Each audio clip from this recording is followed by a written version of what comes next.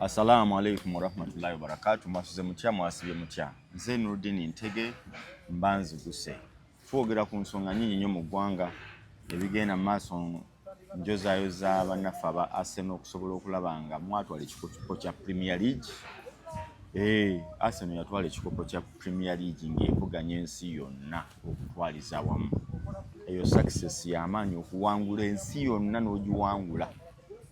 Ndabye kana akasajja ka Man U kasimanya Patrice Evra kobulule kalaba Arsenal kikaluma naye bwe mba mwasobola okuwangula abantu ng'abo amin. Ekyokubiri, Arsenal teyatwala kikopo kya Champions League. Arsenal yateekayo buli kyonna kye yali esobola. Bw'onoonya PSG bezzeekuba okutuuka ku final, gibuuze Liverpool mu first leg, ogibuuze Bayern Munich n'endala okutuuka we badde enkambwe. Kati Arsenal gamba nakeberako ku Jose Mourinho ezimu ku mpandiika ze nga bamugamba lwaki okuba baasi. N'agamba success bagibalira ku yawangula si yasamba bulungi. So Arsenal kye yakola okuba nti ogiraba n'okutuuka nga refu yagaana bugaanyi kugiwa penalty zaayo. Kubanga ndoza Declan Rice yayogeddeko n'agamba nti PSG terina kyetugamba, twagisamba. Second half ref n'avaayo ng'ate kati awagira PSG 50-50 tazituwa zonna ziba za PSG, ate bwe bakwatako zigira penalty n'agamba sijja kukebera vaawo okujjako agibuuza ate muwadde yellow card.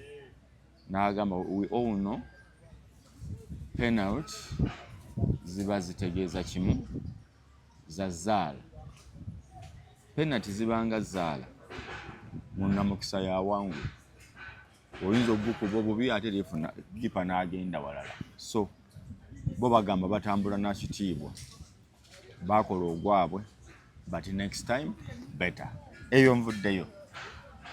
Wiiki ewedde President Yoweri Kaguta Museveni yafulumya oba n'alangirira cabinet gy'agenda okukola nayo.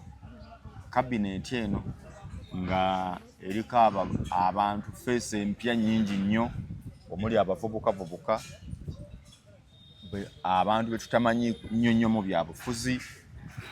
Sounds like neekubwamu ttooki nnyo. Gwe munnayuganda ali oyina bwe wagirabamu n'abalala balina bye baagiraba. Biki President bye yasobola okukolako? Twalaba ku feesi ezimu enkadde nga zisuuliddwa, endala ne ziggyibwa mu bifo ne ziseeseetulwa, abalala ne bavaawo nga tokisuubira. For the first time abantu baamala ebbanga bagamba naye Moses Ali ekituufu kiri ki? Ne yali tamanyi nti President Museveni yakola endagaano ne Moses Ali, yatuuka okukimanya nti ekituufu kino kyo kiri too much. Bw'aba omusajja ali bw'ati bambi mu bulwadde obumuluma ng'akyayina ebifo bino, kuba amaze emyaka nga 15 nga kale 10 ng'olaba yandibadde yawummula. Ne nawulidde nti omu ku baana abazze era wa mu nnyumba eyo. Nze ng'omuntu kye ngamba nti President Museveni wakoze bulungi, Moses Ali awummule. Mumulekere ebitiibwa bye n'ebitiibwa abyagazaaki Moses Ali? Bimuyambe ki? Buli kimu yakifuna. Buli kye yalina okukolera abantu bewaabwe mu North yakikola. So yabadde relief y'amaanyi nnyo eri Moses Ali ne bannayuganda bagamba nti Moses Ali omuwe ekifo akolerewo ki? Agenda kuwa sipiiki? Agenda kugenda akole monitoring ku office eyamuweebwa? Ng'ekituufu kibintu tubadde tuyina eddibwawo. So that slight change yabadde plus eri eggwanga. Kuba gwe ssebo okulonda omuntu omulwadde nga tasobola na kwogera, naye ng'omuwadde ekifo aservinga eggwanga. It is more of serving an individual than a country. Yet position gy'oba omuwadde yakuservinga bannayuganda. So Museveni, Yoweri Kaguta President, wabadde sport on. Owookubiri yabadde Justin Nammere ono aliko emboozi nnene nnyo. Nze obutakkaanya bwange ne Nammeere bwali kukuba full figure. Lwaki wakuba full figure? Lwaki weenyigira mu bakuba full figure? Awo sakkaanya naye. But political wise or politically, Nammeere muntu ali vocal. Justin Nammeere muntu gw'osobola okugamba nti bw'aba ayimiridde ewantu togenda kuva eri omuboolinge. You cannot bowl her. Olina okuvaayo nga weetegese. Buli agezezzaako okufaafaagana ne Nammeere politically, nkukakasa tosobola kuva eri n'ojja ogambe nti nno ngenda kulumba Nammeere ampulire. Kuki ogenda mugamba kikyatamanya? Amanye amateeka, amanye Oluganda, amanye Oluzungu, yasoma, ate amanyi communication, yakola amawulire naga practicinga, abaddeko under pressure. Nammeere ekibiina kya NRM kimwetaaga nnyo olumu n'okusinga abantu abalala b'olowooza. Nammeere is going to defend government programs okusinga omuntu omulala ennyo. Nammeere nali mulabyeko ng'akunya abantu abamu e Masaka olw'obutatuusa service eri abantu b'eggwanga lino mu Masaka region. Kati baba bamutadde under local government, agenda kutuyambako okulondoola emirimu gya eggwanga lino. Omuntu wa bulijjo nno ajja kufunamu. Sigenda nze kujajinga Nammeere nga saint. Muntu ng'abalala. Abantu abasinga okunenya Nammeere bamunenya because bo tetubakubangamu ttooki. Naye babuuze gwe okoze ki? Wakolera ani nga gwe? Tukubire ttooki mu Nammeere Justin. Gwe wakola ki? Nali mulabyeko ku TV not once not twice ng'agezaako muyisaamu eggaali amuleetera lumu. Ekyokubiri, Parliament bwe bayatandise ewiiki emu, Nammeere kwansadi kwali. Tulina ababaka ba Parliament nga ali mu bisanja bisatu, tawanikanga mukono n'ogumu. Kati Nammeere omuntu ng'oyo ali willing okuyigira ku mulimo. Nammeere ali willing okuyigira ku mulimo. Alina kyamubuuza, alina kyagamba, gwe weebuuze. So to me, muwishingira birungi. Era ne mmusaba bino ebyaliwo ye ne mwannyinaze full figure. Amwetondere tugende mu maaso. Full figure ali very instrumental nnyo mu ntambula ya gavumenti eno, naddala ku sayidi eno eya ghetto, naddala ku sayidi eno ey'abantu abalaba ebintu nga bo nga bwe babiraba. Public esinga obunene yeeyo, bamwanayingi full figure gya representinga. Kati okubeera nga muli mu lutalo ever you and her, ate nga naawe okimanyi nti ekyamutuukako kinene, I suggest munoonye, musobola okukkaanya ne tuva mu ddoyi oyo nga bwe mbiraba nze. So that is ku side eyo. Kati nalabye the other side eya omubaka omulala Lawrence, eya minister omulala Lawrence Muganga. Lawrence Muganga ono nendaba ne minister omulala aveeyo Tororo, nayitako Tororo nga akubye ebipande, yeesimbyewo ku bwa MP. Omusajja ono muyindi oba Mupakistan oba muyindi, nga mulaba yeesimbyewo. Kakati mu kwesimbawo Tororo eyo ate teyakomaawo n'okuwangula n'akola ki? N'awangula Tororo n'okuwangula, yawangula obwa MP. Essaawa eno ali mu Parliament. Mu kubanga ali mu Parliament, bamuwadde obwa minisita mu region eyo ne bawa Lawrence Muganga obwa minisita. Lawrence Muganga yajja mu Uganda nga omuvandimwe, yazaalibwa muno, but of course omuntu tasuula buwangwa bwe nti nze nva Rwanda najja mu Uganda ng'abavandimwe abalala. Tulina Abannarwanda bangi muno ng'ebyaddala okuze omulaba, okaddiyo omulaba. Naye mu kuweebwa bwa minisita buno, nze naliko ku TV, naliko ku Sanyuka TV nga tukola program.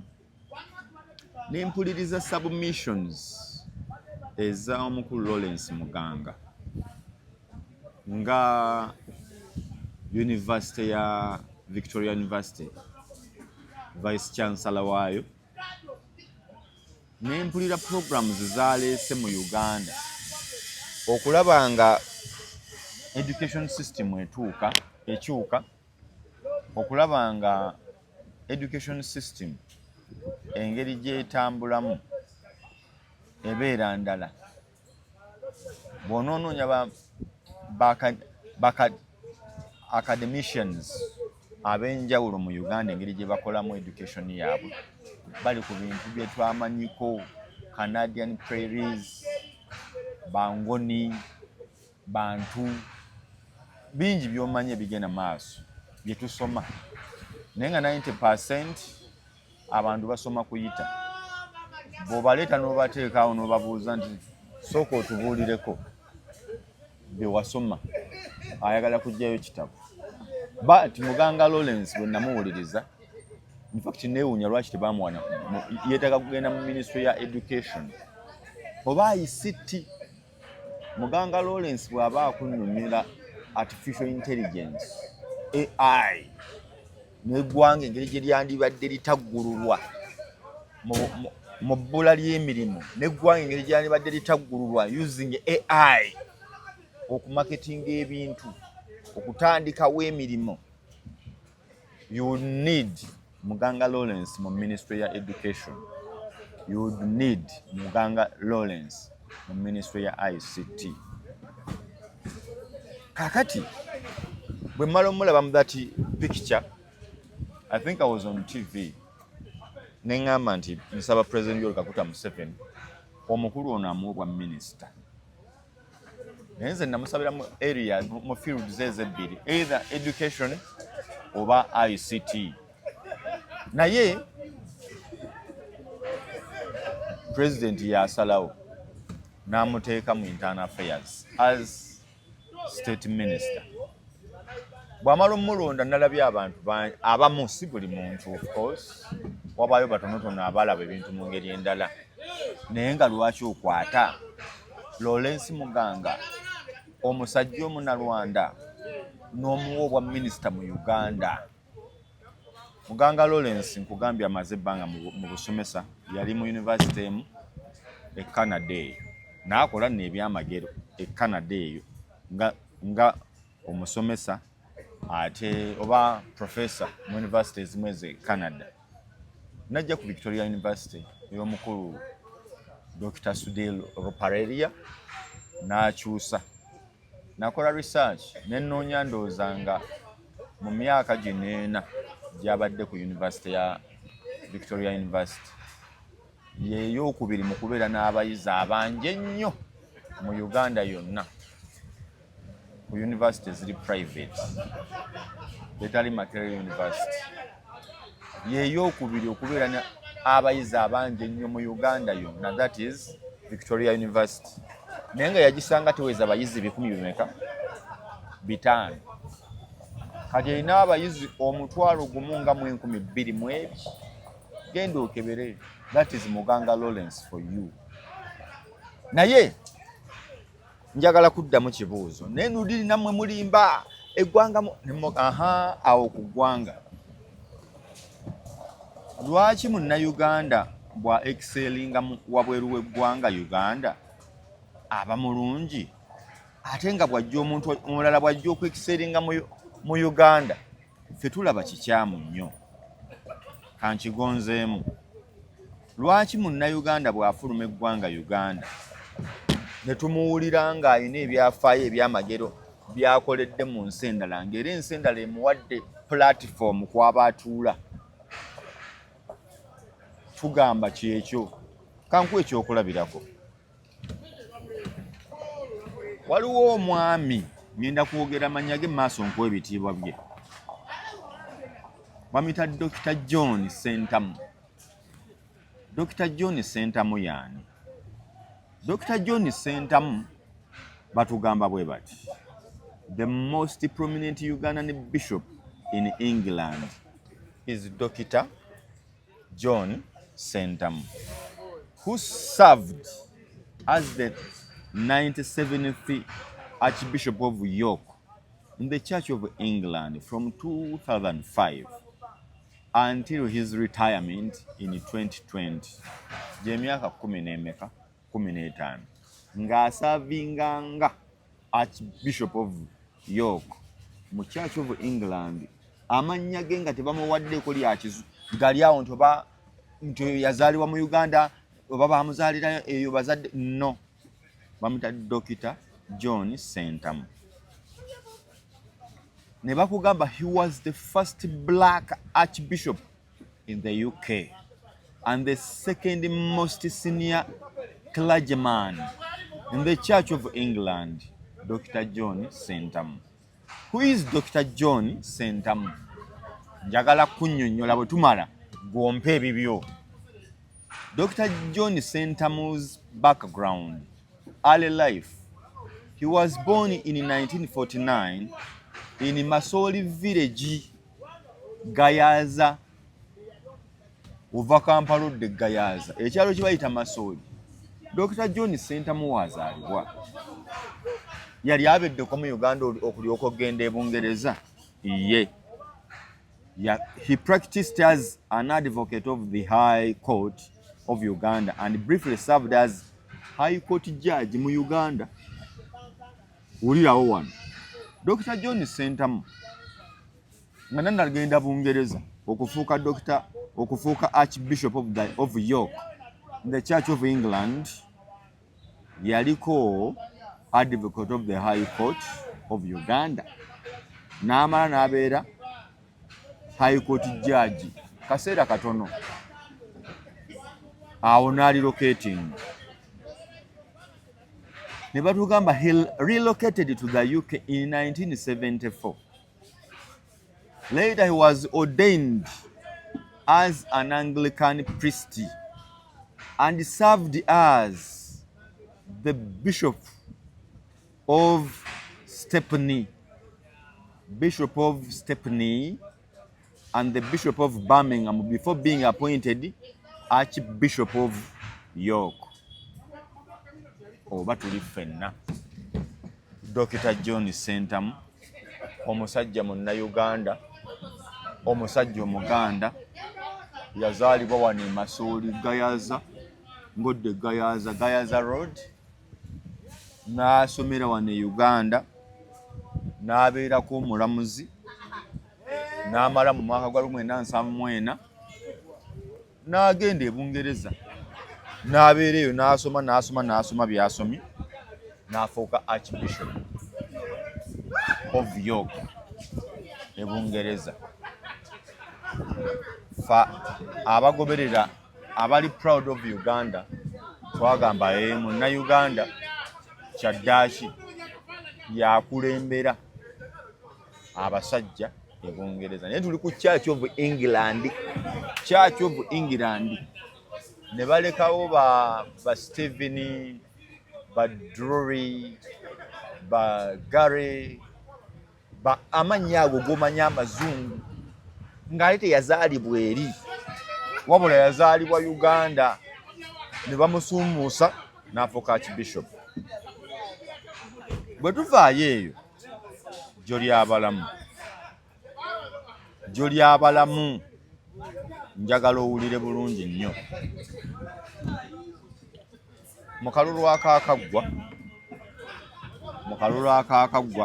mu America, meeya wa New York City ekibuga eky'amaanyi mu ggwanga erya United States of America. Meeya akitwala olunaku olwaleero nga meeya owa New York bamuyita Zohran Mamdani. Zohran Mamdani yalondeddwa ku bwa meeya obw'eggwanga mu ggwanga erya America obw'ekibuga kye bayita New York. Zohran Mamdani bamuzaalira mu ggwanga erya Uganda. Maakinga bulungi. Zohran bamuzaalira mu ggwanga erya Uganda. N'asomera mu Uganda. N'akola internship mu by'amawulire e Uganda. Ng'essaawa eno wenyogerera alina emyaka 34. Mu Amerika taluddeeyo nnyo. Naye taata we Mohamud Mamdani yajja dda mu Uganda, musajja muyindi. Yajja wano n'abeerawo musajja n'akulirako ne Makerere University bulungi nnyo. Essaawa eno ye Chancellor, si Vice Mark the word, Chancellor wa KIU Mohamud Mamdani. Amanyikiddwa nnyo ng'omuwandiisi era ng'ali omu ku bantu abawandiisa ebintu ebingi ennyo ku colonialism, especially in Africa. Abazungu engeri gye baatuyisa obubi era engeri gye baayonoonamu ensi yaffe. Era Zohran Mamdani mu kulayira ku bwe yali ayogera mu speech ye mu New York ng'amaze okuwangulibwa meeya, kuzimu ku speech ze ng'ayogera bwe yamala yabuuza abantu, oli otya? Gyebaleko. Abaliwo ne bagamba, agamba ki? He's greeting you because he's from Uganda. That is Mamdani. Zohran Mamdani. Kati Zohran Mamdani being the mayor of New York City in America, we are proud of him. At least omuntu alina roots zaffe yagenda n'afuuka meeya. In fact, Mamdani bwe baba mwogerako mu New York, they do not trace him from India. They trace him from Uganda because yazaalibwa wano. He's 34 years today. Naye Mamdani ye meeya wa New York, and no one is complaining about him. Era no Ugandan came out to complain. Kati ate oyo yave n'abeera kya meeya wa New York. Lwaki nkuwadde two people abali prominent? Nkuwadde meeya New York Mamdani from Uganda, ne nkuwa John Sentamu eyave Uganda n'agenda e York n'afuuka Archbishop. Naye nga ye Sentamu mukogaye munna-Uganda n'erinnya lya Kiganda, yasomera wano. In 1974 he relocated to United Kingdom.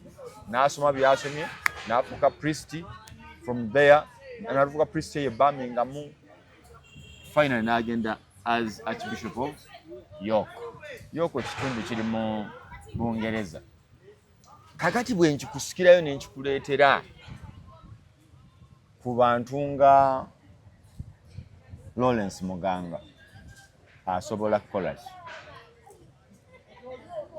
Omanyi nti Muganga ayogerera ddala Oluganda. Omanyi nti abantu bava wano ne bagenda e Rwanda, ate ne babagamba muddeyo e Uganda, naye nga alina actual sense munna-Uganda. Singa bakwata omuntu ne bamugja e Rwanda nga tajjangako na Uganda, n'afuuka minisita, oyinza omuwa ensonga. Naye nze nga munna-Uganda, all I want is service delivery. Bwe mba nkuwadde his record, track record ya Muganga, go to Victoria University. He's championing AI in Uganda. In fact, it is because of the Ebola outbreak. Yali awadde offer banna-Uganda almost ng'ayagala abantu omutwalo mulamba ng'abayise bagende ku Victoria University bagende basome AI bwerere abayamba okukola kuba bannayuganda kati buli omu ali ku mutimbagano bannayuganda buli omu ali mu business buli omu anoonya bwabaawo. Lawrence Muganga agamba nti as the rest of the world is embracing AI, Uganda has not tapped into the AI magnetic magic. Buli nsi gyeri mu kwekozesa gyeri mu kukozesa. Simanyi oba banaasobola okumulekawo nga Vice Chancellor wa Victoria University. Naye I want to see him in the education sector somewhere somehow. I'm looking forward okulaba nga omukulu ono agendako mu education oba bamuteekeyo ngaani simanyi. When I speak and talk about Lawrence Muganga, oyinza okugamba he's a friend to me. I wish one day you listen to him. You get a chance to hear him present something to do with education. Ojja kuvaawo ng'oli mesmerized like I was. So, nga baminisita ab'enjawulo nga bwe mbakuwadde, nalabye Jane Ruth Achenge nabadde ndaba bamutadde mugungu mwayisiti ne ŋŋamba kiki kino. Naye President nalabye amaze okitereeza mangu n'agamba ate kagenda ofuuke Nampala Lumumba ajje eno. Ne nnyongerako nti ezimu ku programs ze nakola enkadde kwaliko ey'omukyala Mire Babalanda nga nali nsaba President ne bannayuganda abalala nti the people basobodde okubeera active ennyo in this country ne babaako bye bakola was Mire Babalanda as Minister wa Presidency. Nti Mire Babalanda yakola n'asakira abantu emirimu mu ministry n'agatta sectors ezigwa mu ministry because nga Minister wa Presidency alina obukiiko bungi bw'atwala. One of them is KCCA, egwawo, security, awo. Kasaya introducing nti basobola Uganda esobola okutandika okweprintingira its over her own money. Uganda as a country ayina kyonga kiri under her. N'avaawo awo n'agamba nti ngenda kukola ekyo. Printing and publication, Uganda printing, naye eri awo. Nindabanga ebintu bitambula bulungi. Mire Babalanda na championing okulaba nga ba RDC bafuna ba deputy ba assistant baabwe. Mire Babalanda n'ayongerako nti as an RDC nti otwala region nnene. Ba RDC bakemebwa okulya enguzi ne batatuusaako bantu service. Okitegedde n'anoonya n'ategeeza President okusinziira ku kyendaba ba RDC bakola omulimu munene naye batambulira mu kukemebwa. Lwaki abantu bano tebongerwa ku musaala ne babeera fine and contented to be able to serve the public diligently? Today, full RDC asobola okufuna miliyoni 12. Amuddako n'afuna 8. What else do you want from a minister like Mire Babalanda? Kugambye yabakolerawo emirimu egitaaliwo n'aleeta ba deputy. Kiseza unemployment yagirwanyisa. Kene tugamba kaddeyo. Abatamanyi ministry ya presidency eyo y'emu ku ministry etera okusonga okufudukamu entalo ennyingi.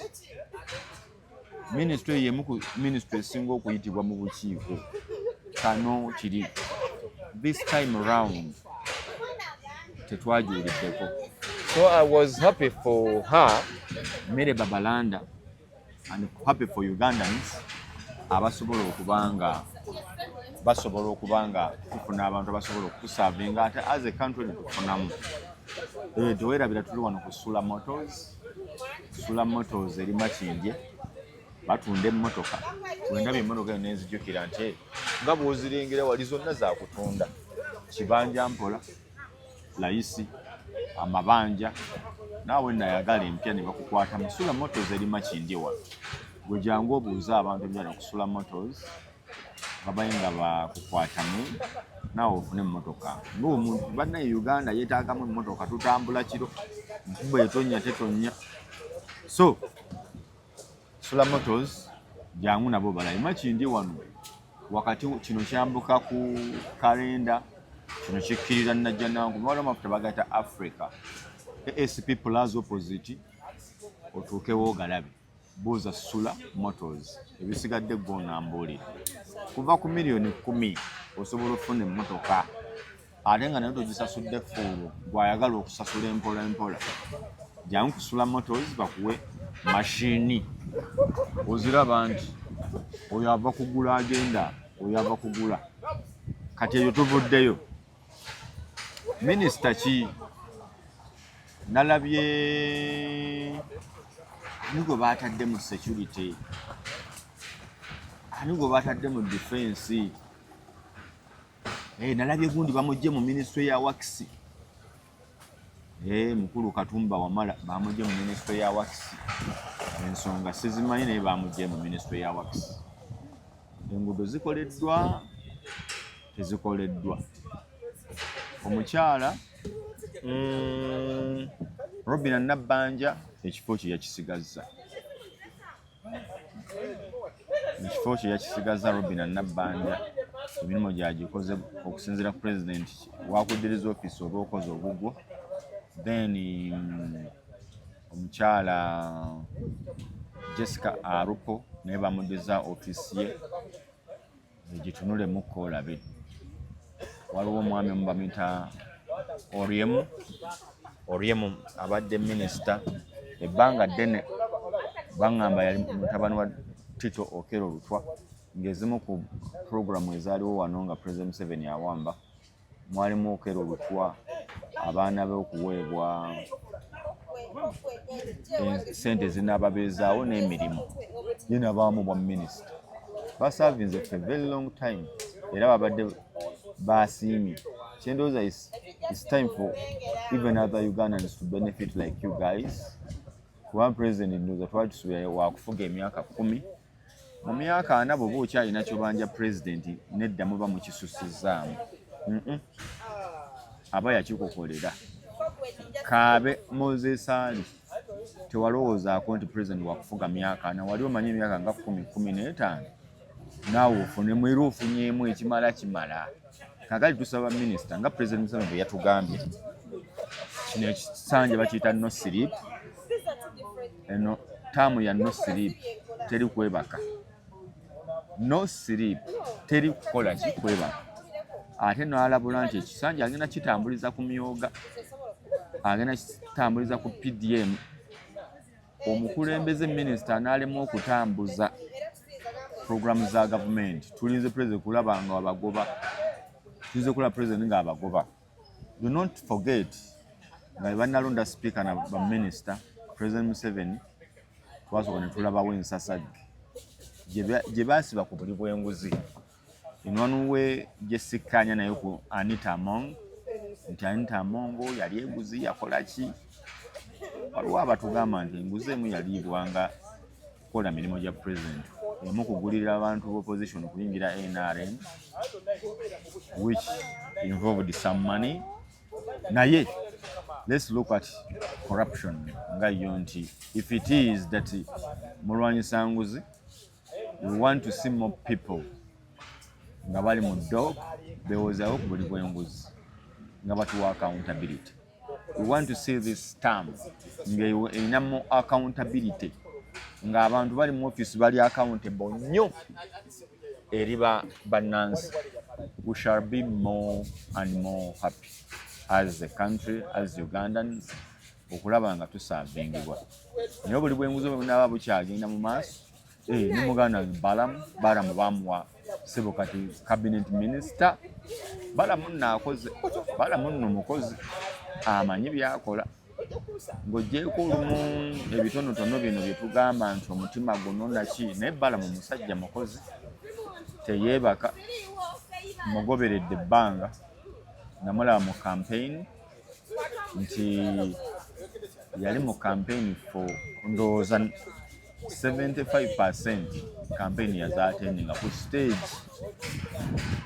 Balamu y'omu ku ba minisita atalaga nnyo buyinza bw'enti ali awo akolera bantu. I've seen him doing that.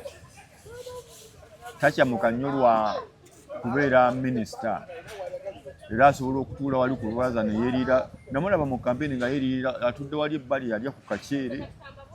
Tebimukwatako nti minisita naye tulina baminisita. President bigatte bibiri kisanja akuna mchezo neno siripo bigatte wamu tulabeeko ku bintu ebyenjawulo. Okay, nze Nurdin Ntege bagambe kijimusa Fatiso wekiri beera nga ntambula naffe ate bannaffe abaagala okujjanjabwa endwadde ez'enjawulo. Viva Organic ye muntu akujjanjaba ku organically. Viva Organic asangibwa wali Emmengo. Emmengo bw'oyisa ku kkooti n'okyama ng'oyambuka ku CBS bw'oba oyambuka lwe batunda omubisaawo bane waragi buza mubisi na mwenge muganda awo we bagutunda ekkubo lyoba owetako ojja kuba olaba kalina gali kwoleka eriko Viva Organic. Endwadde zonna ye musajja gwe mmanyi akuwa eddagala lya habo eriri organic n'olowooza liva Canada oba mu America. That is Viva Organic. Gendayo bakujjanjabe. Viva Organic ajjanjaba si byakuba birango naye Viva Organic oba toyagala bwagazi kujjanjaba kyendowooza Viva Organic bakubireko kubira dokita yennyini bakubire ku 0752 602 427 Viva Organic. Naawe ali ebweru gwanga parking bajja gikuwa ku 0773 454 502 eyo namba ya Viva Organic. Gwe bakubira obagambe mbadde wano ne Nurdin n'angamba ojja kujjanjaba bulungi. Viva Organic balina branches ez'enjawulo naye nze mmanyi wano Mmengo okusinga. Viva Organic ku 0752 602 427 batwangeko ekijimusa Fatiso guwe emmwanyi kasooli bitooke. Nawulidde entebereza y'obudde nti omwezi ogujja ate enkuba yakutonnya nnyo n'ogw'omusanvu. So kwata ekijimusa kya Fatiso okiteeke ku mmwanyi zo nga bukyali enkuba ekisangemu. Nkubira nze WhatsApp me ku 0701 55 8563 0701 55 85 63. That is Nurdin Ntege. Byombuuza byoteesa gwe nga bw'obiraba nenze bwentu bwendaba. So nsabira abantu nga Lawrence Muganga atusavinga nga bwe musuubira. Nsabira abantu nga Justin Nammere. Prove the world wrong obalage kyosobola kubanze mmanyi byosobola Nammere abantu babimanyi. Just kwewala zino ntalo eziri peti ntalo abantu ze baconcentratingako naye nze mmanyi Nammere omutuufu tanyigirwa mu ttooke. Assalamu alaikum warahmatullahi wabarakatuh.